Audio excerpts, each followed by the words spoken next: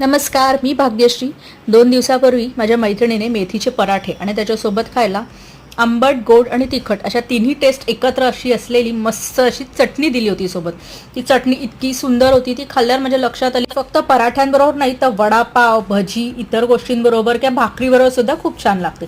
त्यासाठी काय घ्यायचं आहे तर सुक्या मिरच्या 10 ते 12 घेतल्या, त्या मधून कापून त्यातनं बिया काढून पूर्णपणे घ्यायच्यात. म्हणजे चटणीमध्ये जेवढ्या कमी बिया येतील तेवढं चांगलं होईल. आता ह्या मी मिरच्या पाण्यात भिजत ठेवणार आहे, त्या जोपर्यंत सॉफ्ट होत आहेत तोपर्यंत. त्यानंतर लिंबा एवढा चिंचेचा गोळा हा पाण्यात भिजत ठेवला, 2 लसणाच्या पाकळ्या आणि गूळ हा माझा खूप गोड होता म्हणून हा एवढा घेतलेला आहे. त्यानंतर हे सगळं मिश्रण आपल्याला मिक्सरच्या भांड्यात घालायचं आहे. त्यामध्ये घालायचं चवीनुसार मीठ आणि चिंचेचा जो कोळ आहे तो काढून थोडा थोडा करून आपल्याला ही चटणी फिरवून घ्यायची. आणि हे बघा, ही अशी आपली चटणी तयार आहे. आंबट, गोड, तिखट अशी चमचमीत आणि मस्त अशी चटणी कशी वाटली नक्की कळवा.